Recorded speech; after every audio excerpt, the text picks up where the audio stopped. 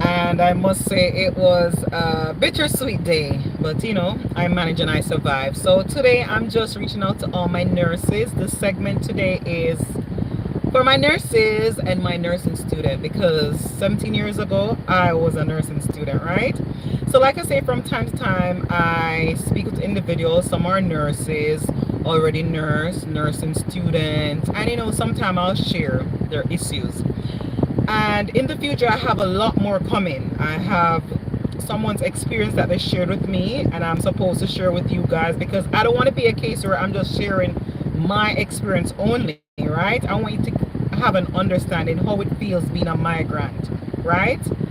Whether you come up in a job or not, or a nurse or not a nurse, I want to kind of give different experience from time to time from individuals. And also I have another segment where I'm speaking like how to look into schools if you migrate with kids as a nurse or in a job, and whether or not, or just a random person, like how to figure out the best communities or school settings or type of schools, like just to give tips and points, because everyone is unique and their situation is unique. But today I'm going to talk about my new subscribers. Thanks for joining, thanks for subscribing. My old subscribers, my day one, thank you so much. You guys are the trailblazer, right? And for those who are just visiting or stopping by, thank you also. So today I'm going to talk about just a little encouragement to my nurses. Now, I was speaking to this nursing student, and she was telling me that she finds pathophysiology very hard, right? And I remember, and I was telling her that one of the things with these courses, you want to pay attention to the common diseases, right? So like pathophysiology, you want to pay attention to your common illnesses in your country or your region, like the complicated ones which you may not find in your regions or country. Do not dwell on them too much. Like, have an idea of what they represent and what they're about, but you definitely want to pay attention to your common illnesses. And we're talking about like your diabetes, right? No matter where in the world, you're gonna find that. Your hypertension, those are common chronic illnesses, as well as your common procedures, but more so your illnesses and your disease condition. And that's how you tackle courses like pathophysiology. And also you want to pay attention to terminology, because in regards to terminology, some schools I know, or curriculum, they may offer a course in terminology, because you want to pay attention sometimes to the prefix and the suffix, right? For example, what I'm talking about is, say this condition called, which is a common, hyperthyroidism, right? It's a case where your thyroid produces too much hormone, right? The thyroid hormone. And for hyper, normally whenever you hear a term that says hyper, naturally you're talking about too much. And then the opposite is normally hypo. So hypothyroidism, that's little, right? Same thing, hypertension. Whenever you hear hypertension, so the prefix is hyper. Normally, and these are medical terminology we're talking about, like medical terminology 101. So hypertension, you're going to talk about, naturally that's high blood pressure, and on the flip side you have hypotension, right? And that's low blood pressure. So these are some of the things you want to keep in mind when you're doing your pathophysiology course, because no matter what, you have to kind of have an idea. You may see a new medical terminology, you may not have an idea, but oftentimes the words, the prefix, the suffix will give you an idea of what they're talking about. Okay? And some more words that I'm going to share with you. For example, take example, you have hyperglycemia, right? Anytime you hear glycemia or glycemic, you're talking about your diabetes, your diabetic patient. And again, hyperglycemia, what do you possibly think that could mean? They have high sugar, because hyper, right? And then the opposite of that is hypo. So hyper, high blood sugar, hypo, low blood sugar.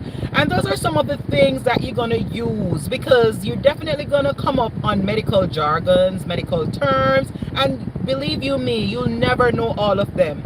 I'm in 17 years as a nurse, and I still don't know all the medical terminologies there are.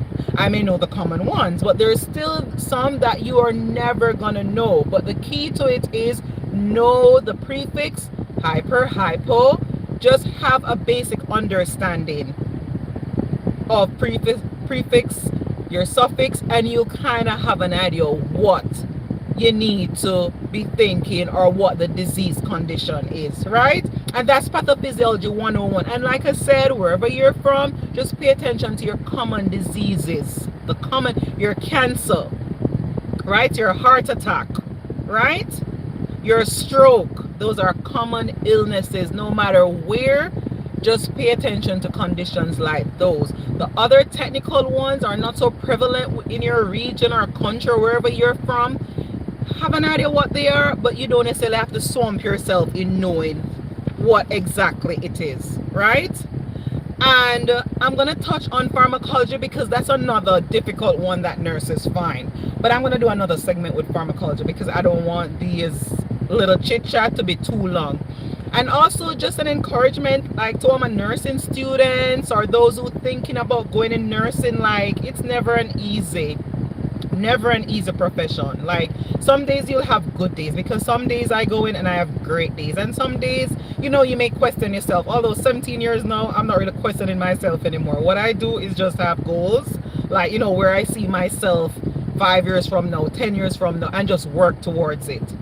For those who does bedside nursing, consider doing a specialty, right, to move away from bedside, because nursing is a rotating profession. You'll always have the juniors, you'll always have seniors. So once you move away, there's always someone coming in to fill that gap. So you don't have to spend all your nursing years at the bedside. You can stay there for the little experience you need, move along. And in some countries, for example, here in the US, you have nurses who don't even stay long at the bedside and they move on. They become ICU nurses, they move on to do their masters, become a nurse practitioner.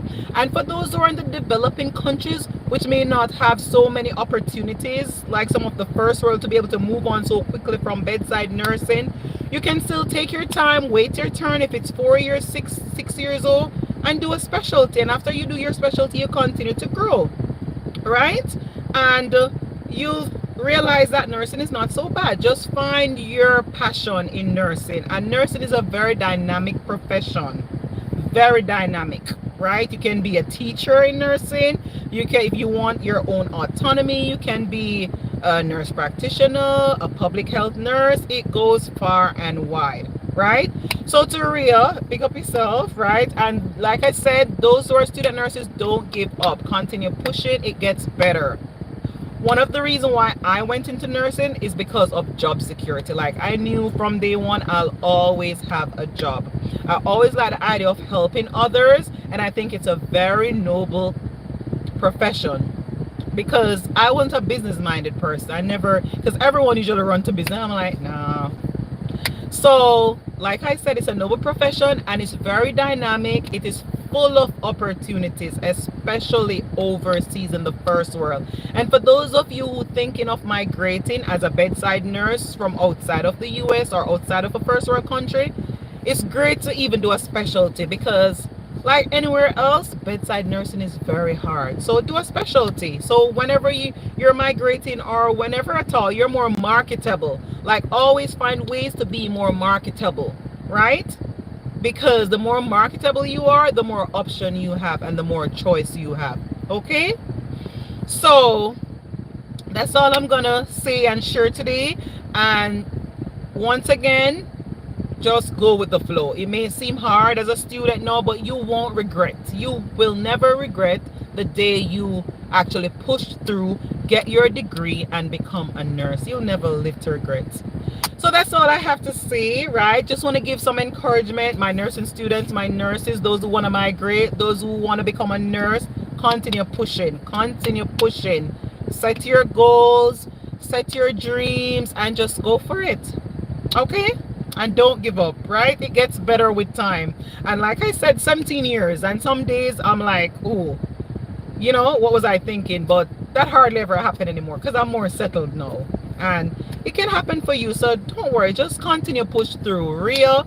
And after this, my next segment, I'm going to start with the whole experience as a nurse overseas, like some of the things that I endured, some of the things that I learned, and some of the good things as an international nurse being overseas. And of course, you always have some of the negative issues and the downfall, as a migrant.